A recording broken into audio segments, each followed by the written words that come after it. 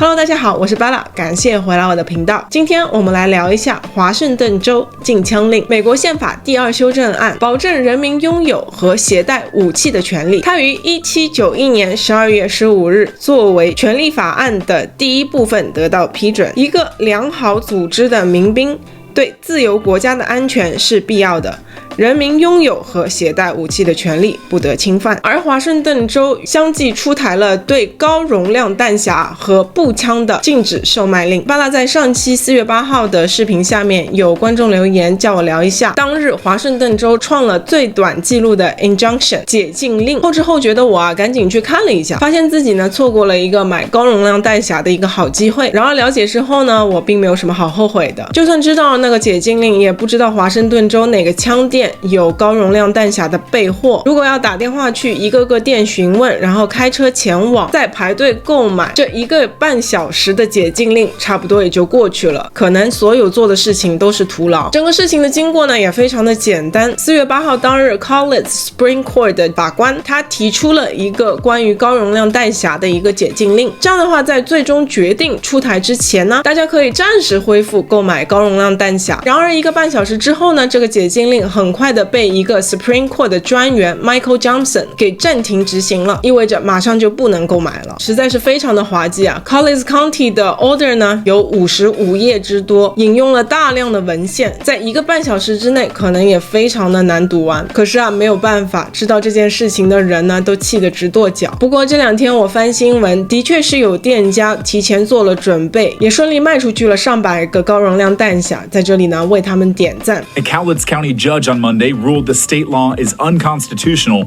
Wentz opened the store on an off day, put out a blast on Facebook, and sold as many magazines as he could to hundreds of customers in just under 2 hours. How many can I have? Is there a limit? I said, what's the limit on your gold card?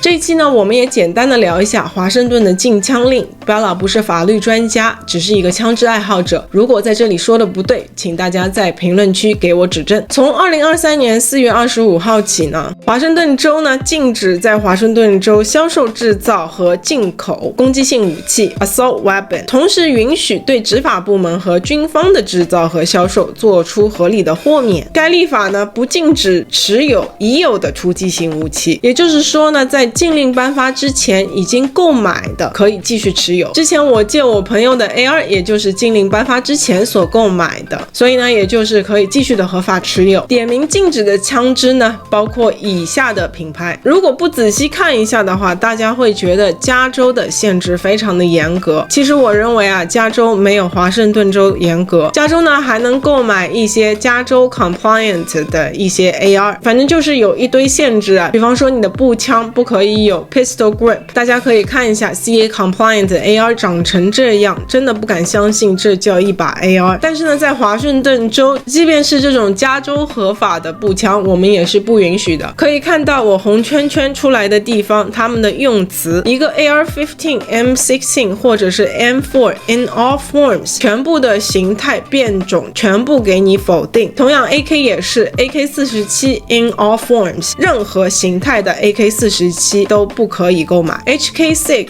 Springfield 也是半自动步枪的生产大户，也是榜上有名。一个看起来不大的表格，其实是一堆某个型号任何形态的枪，打击面是非常大的。有些朋友呢看了一下这个表格，突然的兴奋了起来，发现他自己喜欢的枪呢榜上无名，赶紧要去买啊。等一下我们继续看一段除了表格里面被点名之外的要求，总有一项可以告诉你你买的不合法，不让卖了。首先第一条，总长度小于30英寸的半自动步枪。怎么样，想哭了吧？比方说没有被点名到的 Bullpup， 你看看 Tavor 还能卖吗？总共它也就28英寸，还是最长的 18.5英寸的那个枪管。再来看一条，具有以下一项或多项特征的半自动中心击锤步枪。第一小条呢，就是一个独立于枪托的握把，明显突出于武器部分下方。如果在握把上添加一根翼片，将握把连接到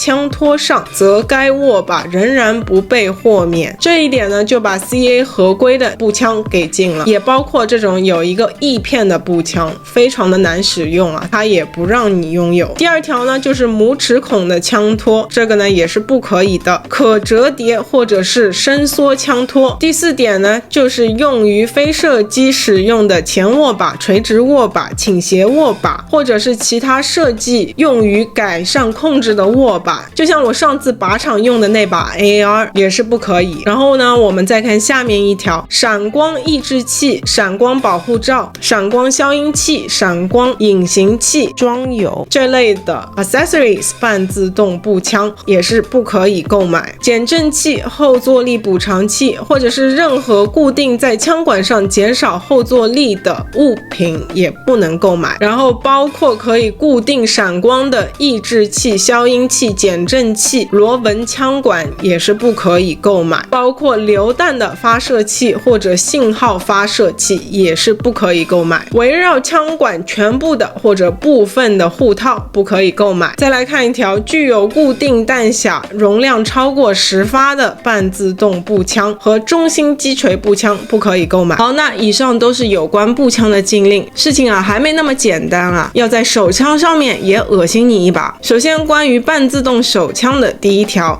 具有以下一项或者多项特征的半自动手枪也是不可以购买的。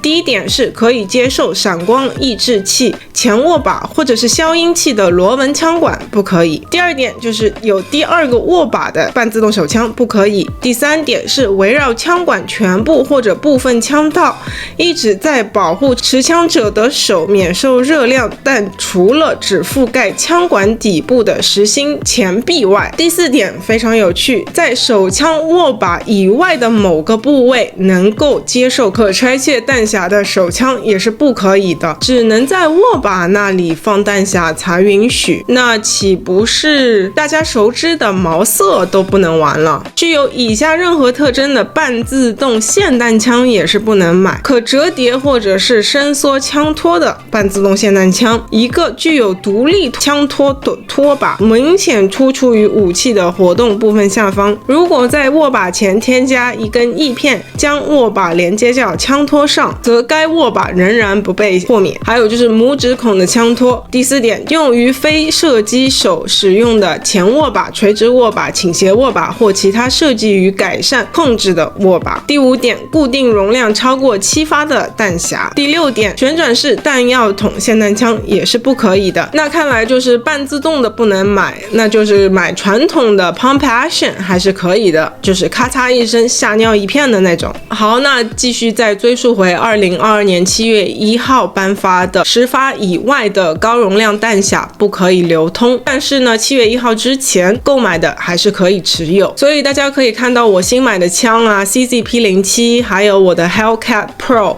包括我的 Glock 20 SF， 它们原厂呢其实都是15发的，但是厂家呢为了华州的禁令不得不出了10发的阉割版。 CZP07 的下面还是能装子弹，可是现在只能装到10发。如果4月8号那个解禁令还在持续的话，我会毫不犹豫的去抢几个标准弹匣。看来啊，这个希望还是挺渺茫的。这种解禁令未来有没有、怎么有、会持续多久，都会是一个问题。好，那今天聊了这么多，以后大家呢就不能随意的点菜了，我烧什么呢，你们就得吃什么。看完这个视频呢，也希望大家能理解为什么你们想看的枪我一直搞不到，是因为啊外界的限制。如果我有好友恰巧有你们想要看的枪，我尽量会去借来给你们 review。即便啊半自动步枪现在有这么多条条框框，但是Bala呢还是会尽量出更多精彩的视频，因为还有其他很多的类别，包括半自动的手枪、左轮、霰弹枪、单发步枪，还有不同口径的弹药等等，很多呢都已经被安排上了日程。好，那谢谢大家收看，我们下期再见，拜拜。